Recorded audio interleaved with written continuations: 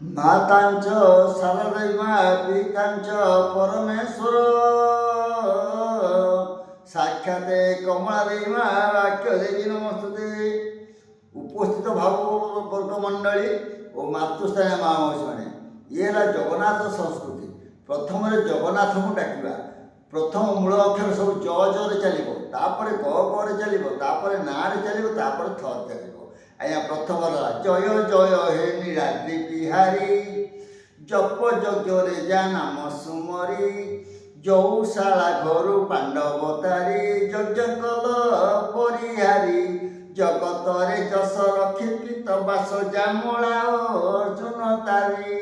आज्ञा ज गला गो आसब गोदाधर रूपे गयासुर को गया तीर्थरे बधिल ताहाकू आ गिरी गोवर्धन टेकी धरिल गोपरे नाम बहिल गध मुखे शंख दे पद्म मुख बंदी मुकुलाई देल।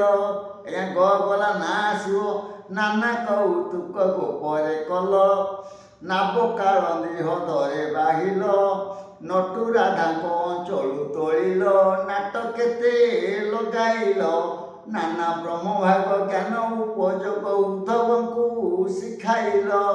ए ना गला थ आसब थरे चोरी कल वस्त्र आपण थरे शोषिल पूतना पराण थरे कलाभूत हेल आपण थय कल धरणी को थरे बामन मूर्ति होई तुम्बे पाताले चापी बड़ी को।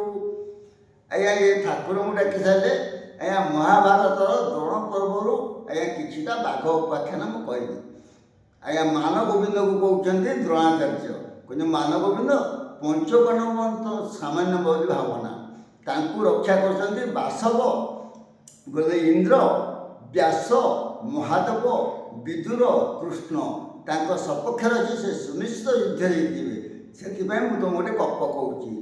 ए विचित्रा बोली एक वन घोर तही रही एक सातुल शिकार निमंते वन को जाए गोरु मेढ़ा छेली मारी न खाए मनर सरागे दृढ़ करी कहे बाघुणी आगे मनर सरागे।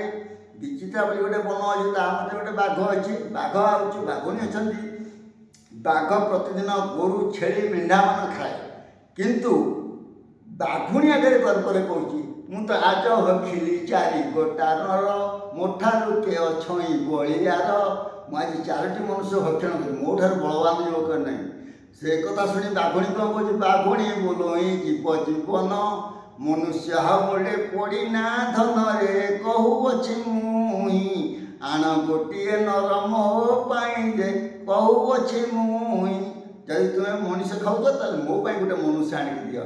ए कथा शुणी बाघ कौन कला या प्रतिज्ञा करिण व्याघ्र चलिला निगुड़ बनरे जाई मिलिला शिकार न पाई बसिला वीर सचित से होई जे शिकार न पाई।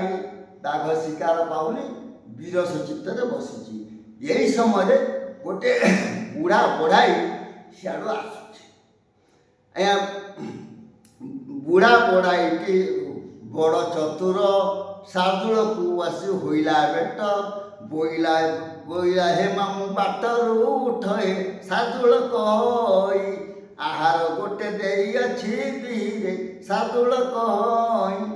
बाघ कहे आज भगवान मत खाद्य देछि मुझे खाइबी बाट छाड़ी बाट छाड़ी ना ये कथा शुणी आज्ञा बढ़ाई कौन कहूँ शुण आहे मामू कहूँ मुई मामू जदि मत खाइब मु गोटे कथा कहूँ माई जे दिने थिले मते कही चूड़ी दी खंड मागिथिले मते कछ देले देवी काली प्रभाते रे बढ़ाईर छंद जानी न पारिला सातुल अंधरे बढ़ाईर छंद।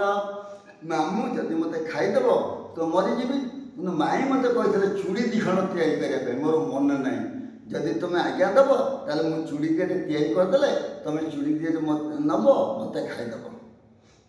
ये कथा शुणी बाघ खुशी हो कह ताले तो चूड़ी तैयारी कर। या मनर आनंदे बढ़ाई गला काठर गोटे अर्गली कला चिपिकी खंडे जत्न चाची ଛନ୍ଦ କଥା ପର ହୃଦେ ପାଞ୍ଚିଚିରେ ବଢ଼ାଇର ଛନ୍ଦ ଜାଣି ନ ପାରିଲା ସାଦୁଳ ଅନ୍ଧରେ ବଢ଼ାଇର ଛନ୍ଦ। ବଢ଼ାଇ ଛନ୍ଦକୁ ବଢ଼ାଇ ବାଘ ଜାଣିପାରିଲା ନାହିଁ। ବଢ଼େଇ କହୁଛି ମାମୁଁ ମୁଁ ତ ଚୁଡ଼ି ତିଆରି କରିବା ଯନ୍ତ୍ର କରିଦେଲି, ଟିକେ ହାତ ମାପ ଟିକେ ଦେଲେ ମୁଁ ଚୁଡ଼ି ତିଆରି କରିବି। ଏହା ଛନ୍ଦ ନ ଜାଣିଲା ମନ୍ଦ ସାଦୁଳ ଅର୍ଗଳି ଭିତରେ ହୋଇଲା କର ଦେଖି ବଢ଼ାଇ ଆନନ୍ଦ ହୋଇଲା ଚିପିକିଳା ଖଣ୍ଡେ ଯତ୍ନେ ମାଇଲାରେ ବୋଇଲା ହେ ମାମୁଁ ଏଥର ଚିହ୍ନିଲ କିଏ ସେ ମୁହଁରେ ବୋଇଲା ହେ ମାମୁଁ। ମାମୁଁ ଏଥର ମୋତେ ଚିହ୍ନିଲ ମୁଁ କିଏ, ମୋତେ ଖାଇବ।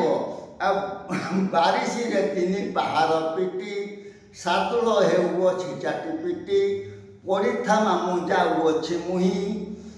ଏଠାରେ ପଦେ ପ୍ରଶ୍ନ ପଚାରଇଁ ଯେ ଅଛନ୍ତି ଗାୟକ ପଢ଼ୁଥିବେ ଟିକେ ଟିକେ ସାଥ କରେ ଅଛନ୍ତି ଗାୟକ।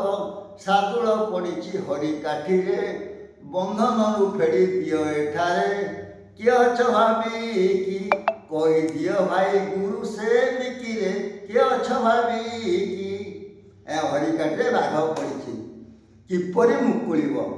ବ୍ୟାଘ୍ର ଆସିବା ବିଳମ୍ବ ଦେଖିଲା ବସି ବାଘୁଣୀ ମନେ ବିଚାରିଲା ଧନ ପ୍ରତିଜ୍ଞା କରି ଗଲେଡ଼େ କିବା ପଡ଼ିଲେ ମନୁଷ୍ୟ ହାବୁଡ଼େ। ଧୀରେ ଧୀରେ ବାଘୁଣୀ ଚଳିଗଲା ବ୍ୟାଘ୍ର ନିକଟେ ଯାଇ ନ ମିଳିଲା ଧନ କିଏ ସେ ଏତେ କାଣ୍ଡ କଲା ତୁମ୍ଭ କ୍ଷତ୍ରିୟ ପଣ ଜଣାଗଲା। କର ଧରୁଛି ତୋର ପ୍ରାଣ ସହି କାହା ଆଗରେ ନ କହିବୁ ତୁହି। ମୋତେ ଟିକେ ମୁକ୍ତି କରିଦେ, କାହା ଆଗରେ ଲଜ୍ଜାକର କଥା କହିବୁ ନାହିଁ। ଦନ୍ତେ ଖିଲ କାଢ଼ିଦେଲା ବାଘୁଣୀ ଦନ୍ତେ ଖିଲ କାଢ଼ିଦେଲା ବାଘୁଣୀ ତହୁଁ ପଳାଇ ଗଲେ ବେନି ପ୍ରାଣୀ। ଉପସ୍ଥିତ ଶତ୍ରୁଘ୍ନ ମଣ୍ଡଳୀ ବ୍ୟାଘ୍ର ହରିକାଠି ଏଠାରେ ସମାପ୍ତ ହେଲା। ଏତିକି କହି ବାବୁଲା ବିଦାୟ ନେଲା।